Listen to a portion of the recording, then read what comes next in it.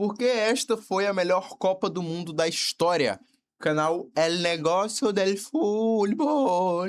Jogar el fútbol. Gosto de jogar el fútbol. A Copa teria 48 seleções, ninguém acreditou que funcionaria. Desde torcedores, passando por ex-jogadores, treinadores e dirigentes, todos achavam que perderia qualidade e veria... Pô, eu não achei que perderia qualidade, não. Sempre achei que era um número ok, tá ligado? Mas é uma divisão chatinha de fazer. Mas eu não achava que perderia qualidade, não. Porque Copa do Mundo é muito única, né? Copa do Mundo é um torneio muito único, mano. Quem não tem Copa, joga como se não tivesse Copa. Então joga feito um maluco mesmo. Joga pra cima e vai, vambora. Não tem nada a perder, meu irmão. Não tem outros torneios aqui depois disso. É só isso aqui. Não viu Cabo Verde? Cabo Verde, pô, foi uma loucura. Eu acho que em outro formato você tira esse tipo de processo. Óbvio que teve jogos ruins. A Copa tem jogos ruins. Na final foi ruim, pô. Então assim, mas eu quero que tenha só jogos grandes, que nem a Liga dos Campeões agora. Mas isso não é garantia de jogo bom, mano. Às vezes os times grandes nem jogam tudo que eles poderiam, porque eles ficam com medo de perder pro outro, pô. Agora a seleção pequena, olha pra Argentina, o Cabo Verde, e fala, eu vou pra cima, meu irmão, eu tenho que ganhar, se eu não ganhar, os cabo-verdianos vão passar fome. Eu não posso deixar a galera passar fome, porra! Enormes humilhações aos mais fracos. O próprio Carlos Queiroz, treinador de Gana, disse: acredito que o valor surge quando as coisas são escassas. A quantidade de equipes que podem se classificar para esta competição pode torná-la algo vulgar e ordinário. Mas a realidade mostrou algo... É minha opinião com 64, né? Totalmente diferente. O Paraguai eliminando a Alemanha e Cabo Verde, exigindo ao máximo 3 campeões do mundo como Espanha, Uruguai e Argentina, são apenas alguns exemplos de que a competitividade esteve na ordem do dia. E não foi só o nível. Se olharmos para os dados que sempre nos ajudam a abrir debates, há 3 grandes aspectos em que este Mundial superou amplamente as expectativas. Em primeiro lugar, jogou-se muito mais futebol. Aqui nos referimos literalmente ao tempo líquido de jogo, que nos indica a quantidade de minutos efetivos... As regras que a FIFA aplicou foram muito bem vistas. Eu espero que seja aplicado no futebol brasileiro. 10 segundos para substituição, 1 minuto fora... 1 minuto? Enfim, 10 segundos para substituição, 5 segundos para tiro de meta, se cair na área, vaza. Se cair na área, não. Se cair fingindo faltinha, 10 segundos, 1 minuto para levantar, se não levantar, tchau. Foi essas regras, né? Revisão para escanteio, revisão para tiro de meta. Enfim, mano, tudo muito bom. Gostei muito. Em que a bola esteve em disputa. Essencialmente, o cálculo consiste em pegar o tempo total e subtrair as interrupções por laterais, escanteios, revisão do VAR, faltas ou o que for. Está claro que um dos objetivos da FIFA e de qualquer outro torneio é aumentar essa métrica o máximo possível. Ninguém gosta de ver partidas que são cortadas constantemente, que cada vez que se anuncia uma substituição é preciso esperar 1 minuto para que o jogador deixe o campo porque ele caminha extremamente devagar. Tudo isso, em última instância, afeta o campeonato como um todo e, obviamente, reduz o seu valor comercial. Por essa razão, o International Football Association Board, encarregado de toda a parte regulamentar do torneio, trabalhou em novas normas voltadas justamente para agilizar os reinícios. Serviram muito, gostei. A esta altura, provavelmente já as conhecem, mas vamos repassá-las rapidamente. A primeira foi impor um limite ao tempo das substituições. Agora, os jogadores têm apenas 10 segundos para sair de campo após a indicação. Se demorarem mais do que isso, o substituto deverá esperar pelo menos 1 minuto para entrar no gramado, deixando sua equipe com 10 jogadores nesse período. Segundo um relatório... Pô, e aí, mano, até a Argentina, quando substituiu, foi rápido. Mas ainda assim, uma coisa que não foi aplicada 100% bem foi a questão dos tiros de meta, né? Eu lembro que na final, o Diego Martins levou 33 segundos para bater um tiro de meta. Por exemplo. De Pierluigi Collina, diretor de arbitragem da FIFA, nas 72 partidas da fase de grupos, apenas um atleta não respeitou o limite. Foi o meio-campista iraniano Said Ezatolahi, que na partida contra a Bélgica levou 16 segundos para ser substituído. Por esse motivo, seus companheiros tiveram que jogar com um homem a menos até que o jogo parasse 2 minutos depois. É importante ressaltar que a intenção da regra não é que as equipes joguem com menos atletas, mas sim desencorajar a demora. E a verdade é que parece ter funcionado perfeitamente, já que só foi preciso esse caso para que todos os outros se cuidassem e cumprissem o combinado. Não sei se notaram, mas agora os jogadores saem correndo quando veem o número da camisa no painel luminoso e já não parecem tão cansados como antes. Deve ser a pausa para a hidratação. A segunda regra para agilizar o jogo teve a ver com evitar a simulação de lesões. Excetuando certas situações, quem recebesse atendimento ou causasse a paralisação do jogo por lesão deveria deixar o campo e permanecer fora por 1 minuto após o reinício. A ideia era, novamente, evitar a perda de tempo com simulações. Embora não tenham sido dados números exatos de atendimentos médicos por partida, notou-se uma clara mudança na conduta dos atletas. Agora, se um Fizeram a Argentina não fazer muita cera, por exemplo. O companheiro cai, até pedem para ele levantar. Em É, seguida, levanta logo, Colina fila da mirou puta. nos goleiros. Se eles atrasarem demais o reinício do jogo após um tiro de meta, o árbitro inicia uma contagem regressiva de 5 segundos. Caso chegue a 0, sem que Isso que é uma pica, porque é o árbitro que decide o tempo que ele ia começar a contar. E aí eles demoravam, tipo, 20 segundos. E o cara já tinha levado 20 segundos a pra equipe ele. adversária ganhará um escanteio. Essa cobrança foi realizada 4 vezes durante toda a fase de grupos. Praticamente nada. Novamente, não porque os árbitros não estivessem atentos, mas justamente porque a norma foi cumprida, pelo menos em linhas gerais. Finalmente, a quarta modificação segue a mesma direção, mas agora atuando sobre o arremesso lateral. Se o juiz considerar que um jogador está demorando demais, ele inicia novamente uma contagem regressiva de 5 segundos, após a qual, se a partida não for reiniciada, ele concede o lateral ao adversário. E embora aqui tenham encontrado o truque de pegar a bola mais tarde, porque sabem que só então a contagem começa, a verdade é que também funcionou para diminuir o tempo perdido. Enquanto no Qatar 2022, um arremesso lateral consumia 15,7 segundos, nesta Copa do Mundo caiu para 13. Parece pouco, Dá pra mas melhorar. acumulado ao Dá pra longo de melhorar, toda pô. a partida, acreditem, faz a diferença. Graças a essa soma de mudanças, nas primeiras 72 partidas do evento, a média de tempo de jogo líquido foi de 58 minutos e o tempo de jogo líquido foi de 58 minutos e 8 segundos. Nenhum outro grande torneio em nível global possui números semelhantes. Para terem uma ideia, a Champions League ficou em segundo lugar com 56 minutos e 43 segundos, seguida pelas 5 grandes ligas europeias. Então, a Copa do Mundo de 2026 foi o lugar onde a gente teve mais jogo de bola, né, rolando. Onde teve mais jogo de futebol foi realmente a Copa do Mundo. Que tiveram uma média entre 56 minutos para a Bundesliga e 54 minutos para a Série A italiana. Agora, de nada serve aumentar essa métrica se dentro de campo não acontecem coisas interessantes, nem lances de perigo que terminem em gols. Verdade. Não é à toa o ditado: gols são amores. O que nos leva ao Nunca escutei esta porra. segundo grande aspecto em que este Mundial superou todos os outros: a quantidade de gols. Mas Somente aumentou o na número fase de jogos. grupos ocorreram 215 gols, superando os 172 de Aumentou todo o número Qatar de jogos. 2022. Obviamente, a expansão de 32 para 48 seleções gerou uma base de 72 partidas contra 64 do total do campeonato ainda anterior. dá, né? Mas ainda assim, o número é consideravelmente positivo. Se olharmos a média por partida, veremos que 2026 mostra 2,98 gols contra 2,5 da fase de grupos do Qatar 2022, 2,54 na Rússia, 2,83 no Brasil 2000. Nossa, a Copa do Brasil era muito boa, mano. Foi a melhor Copa que eu vi. Geralmente vocês têm essa, chat. Tipo assim, a primeira Copa da sua vida com 11, 12 anos é a Copa mais importante da sua trajetória. Não tem jeito. A minha foi a de 14. Então é a Copa que eu vou lembrar pro resto da vida como a melhor Copa.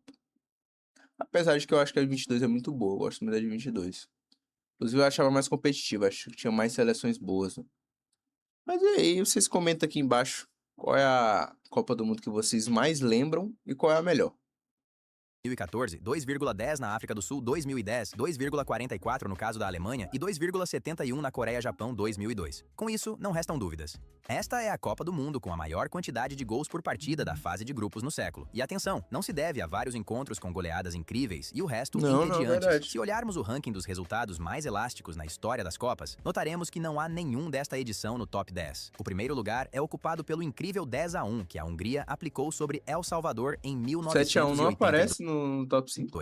Os húngaros, que não participam de uma Copa do Mundo Sequer desde aparecer. 1986, tiveram bastante Não poder abaixa de isso, gol. não abaixa esse gráfico. Você para por aí.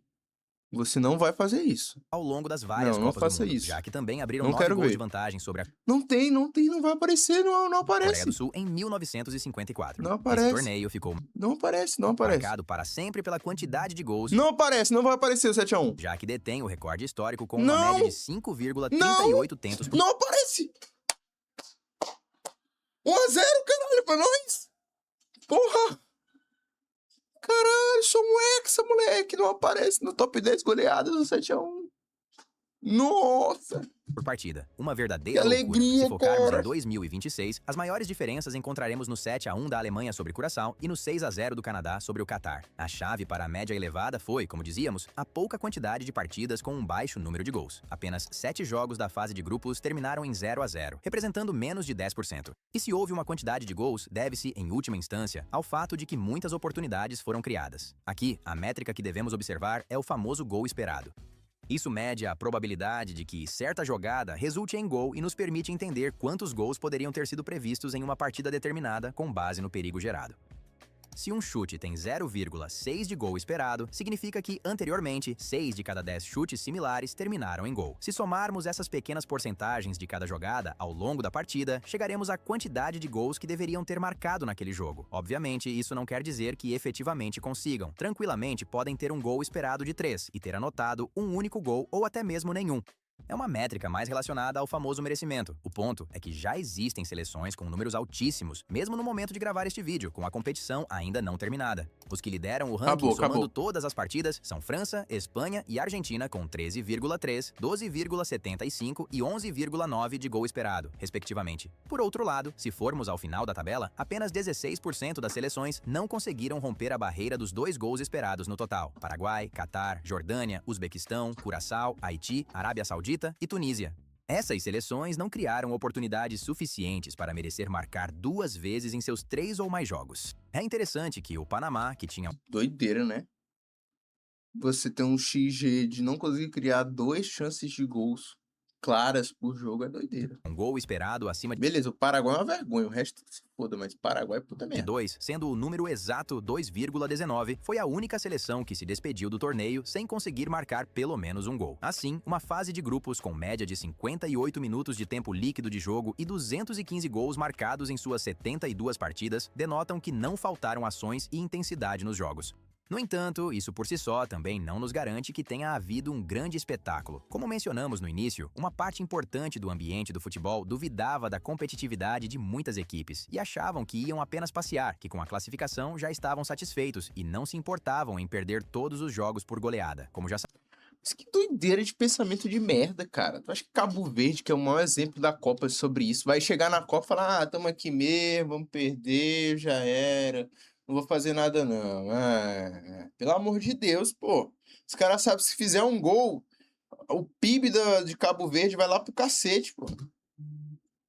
A realidade. E este é o terceiro grande aspecto da Copa do Mundo de 2026, a enorme paridade entre as seleções. A chave para entender como isso ocorreu reside na incrível preparação que todas as equipes realizaram. Um dos que mais destacou isso foi o treinador do Brasil, Carlo Ancelotti, ao final da fase de grupos. O futebol mudou bastante. Não existe equipe desorganizada. Isso não existe mais porque todos estudam, todos trabalham e todos aprendem. Pode haver equipes com menor qualidade individual, mas equipes que não estejam preparadas já não existem. Atualmente, a análise tática e estratégica não só está mais profunda do que nunca, como também chega a qualquer canto da Terra. Um fenômeno que, de fato, anda de mãos dadas com o futebol moderno, no qual os passes e o jogo associativo se tornaram a norma, prevalecendo consideravelmente sobre a genialidade isolada de algum grande... Para de mostrar esse lance, filha da mãe. Sai! jogador.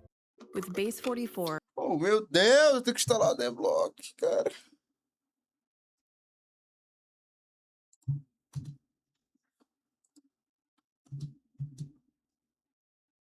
Deixem-nos dizer que esta Copa do Mundo não foi exceção nesse sentido. Os 5,8 passes por jogada que vimos em 2026 representam o número mais alto desde que se tem registro, situando-se 65% acima dos 3,5 que tivemos na Inglaterra em 1966. O que também tem um lado B, realizam-se consideravelmente menos dribles. Enquanto na Inglaterra, 66, se tentaram 60 destes por partida, o número caiu para 27,5 no Catar 2022 e para 32,5 na fase de grupos de 2026. Ô, louco, só Praticamente isso. a metade. Além disso, esse estudo profundo Os para dribles, entender que tipo de jogadas realmente geram mais perigo, levou a que se chute menos ao gol do que antes. A média de 24,6 chutes a gol que tivemos na fase de grupos de 2026 representa 41% a menos que os 42,2 do México 70. Ao mesmo tempo, a distância de onde esses chutes foram tentados caiu de 21,8 para 16,8 metros. É porque o futebol mudou, né? Você tem mais espaço... você tem menos espaço perto do gol. Antigamente você tinha mais espaço.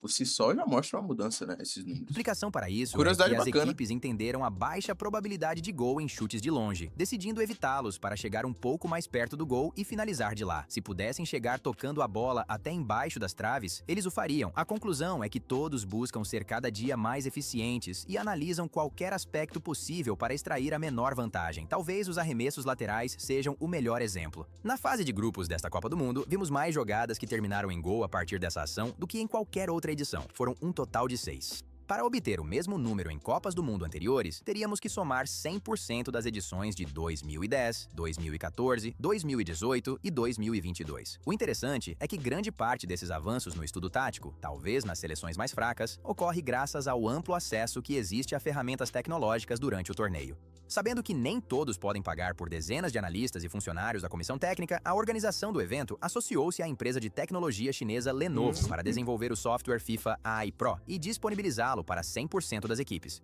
Johannes Holzmüller, diretor de inovação tecnológica de futebol da FIFA, disse: "Acreditamos que isto pode ajudar não só a acelerar o processo, mas a democratizá-lo." Porque, como podem imaginar, é provável que nem todas as seleções participantes possam se dar ao luxo de trazer uma equipe enorme de analistas de partidas para a Copa do Mundo ou trabalhar com esses dados. Então, acreditamos que, ao fornecer às seleções o mesmo acesso à tecnologia de ponta como esta, esperamos poder democratizar também o uso, o acesso e os benefícios de tal tecnologia. Antes desta alternativa, a Federação Internacional entregava longos relatórios de 50 a 60 páginas por partida. Eram necessárias muitas horas de leitura e pessoas da comissão técnica dedicadas exclusivamente a isso para... Tá louco, imagina quanto é que deve... Imagina quando deve ganhar um analista dessas porra. De money, de cash.